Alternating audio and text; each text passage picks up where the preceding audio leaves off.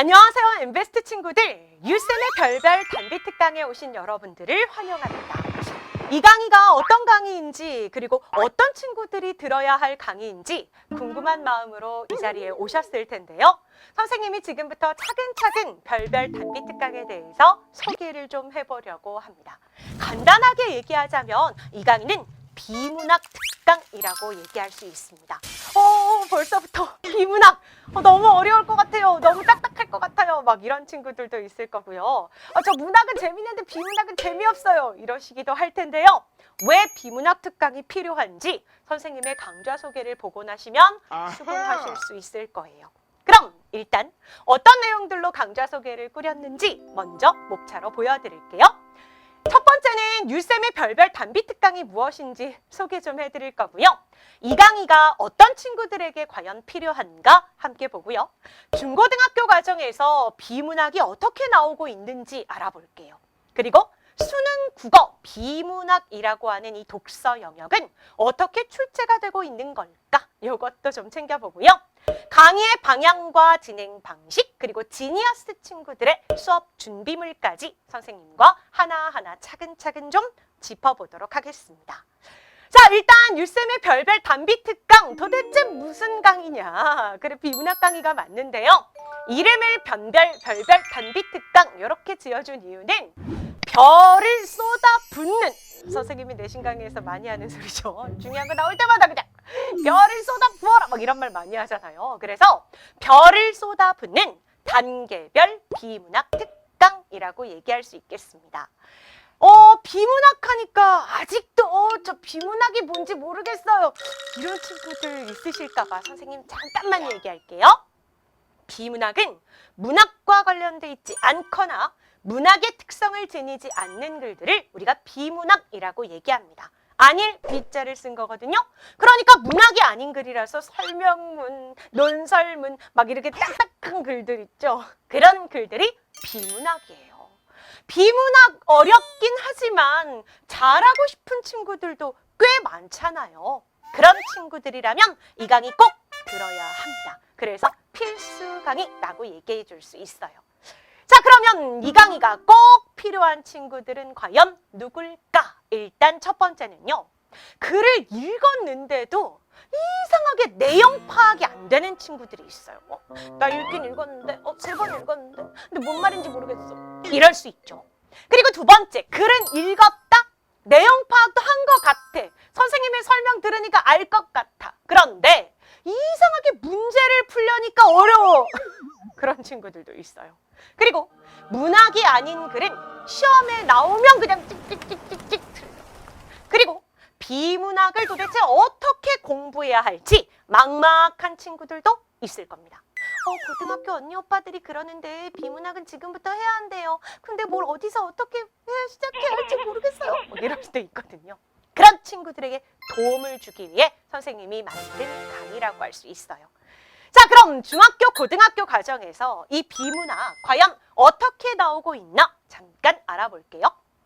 일단 중학교 과정에서는 교육과정의 국어 읽기 영역 성취 기준에 따라서 독해 기본 원리를 배우고 익힐 수 있는 비문학들이 교과서에 실리게 돼요.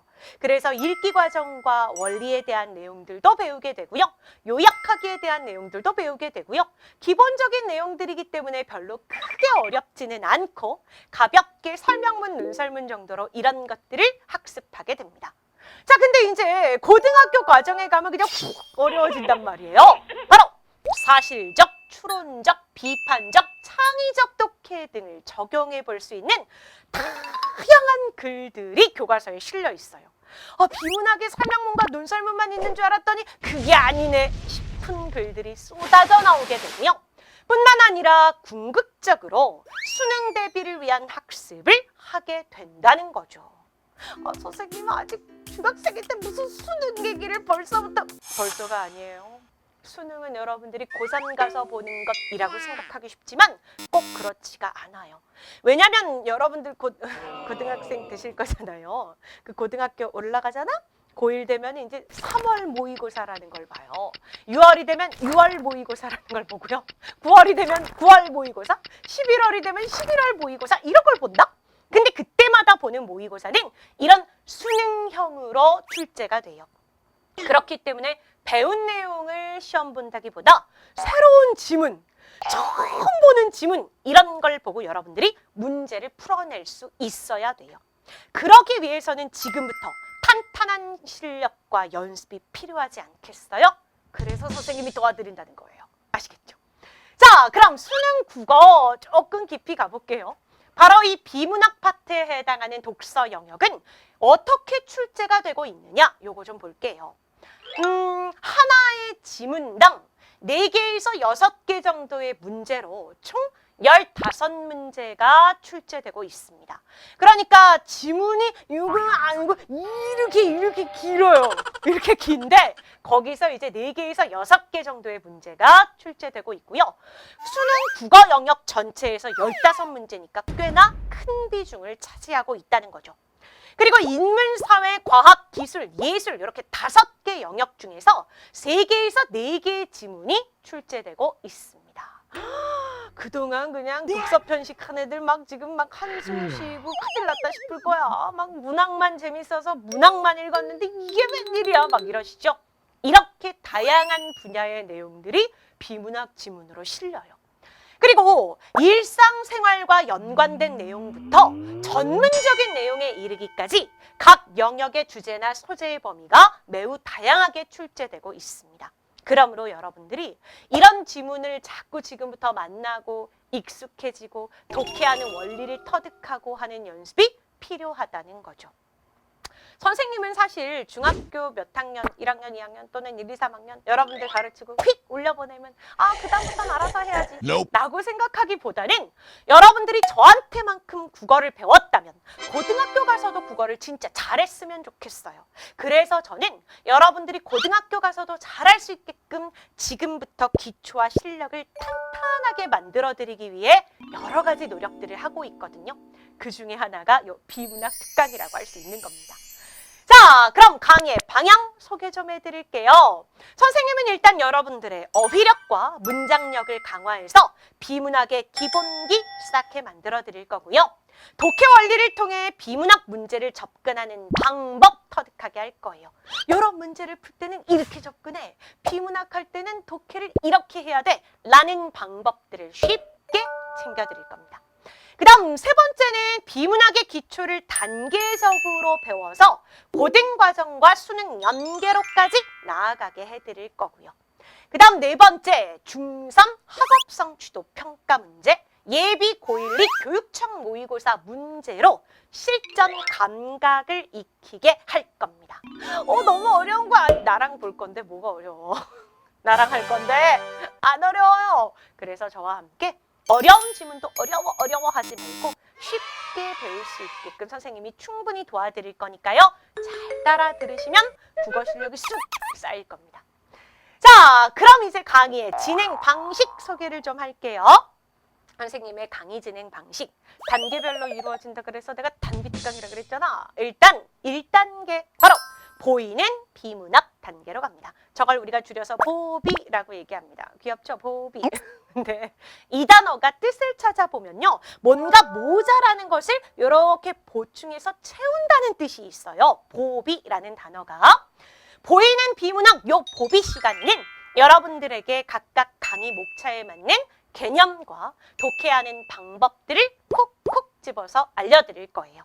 그런 다음 2단계 깨비 시간으로 갑니다. 요건 깨달음의 비문학이라고 해서 유쌤과 함께 지문을 보고 독해하는 연습을 해볼 거예요. 그런 다음 3단계 나비로 가서요. 나도 푸는 비문학이라고 스스로 여러분들이 풀어올 수 있게끔 선생님이 끊어갈 거고요. 여러분들이 직접 풀어온 뒤에 저와 함께 답을 맞추면서 잘 풀었나 확인도 좀 해보도록 할 거라고요. 이렇게 단계별로 수업이 이루어지는데 이게 끝이 아니다. 선생님이 한 단계 더 야심차게 준비한 것이 있습니다. 그것이 바로 무엇이냐? 유쌤이 운영하고 있는 유현진 국어연구소에는 많은 연구원들이 있어요. 이 많은 연구원들이 고등학교 때 열심히 공부했던 친구들이거든요.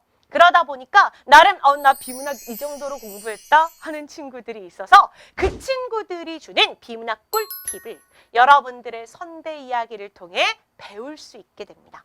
강의 마지막 부분에 가면 이렇게 예쁘장한 3D 인물들이 나올 거예요. 그래서 그 인물의 말을 빌어서 이 선배들은 어떤 꿀팁을 가지고 비문학 공부를 했나 잘 들었다가 여러분들이 공부하시는데 적용해 보시면 좋을 것 같아요. 자, 이렇게 선생님 강의 진행하도록 할게요. 여러분들은 잘 따라주시면서 준비물 챙겨와 주시면 좋겠죠? 전 이렇게 완벽하게 준비했으니까 여러분도 준비하실 게 있잖아요. 바로 첫 번째는 교환 준비 좀 해주세요.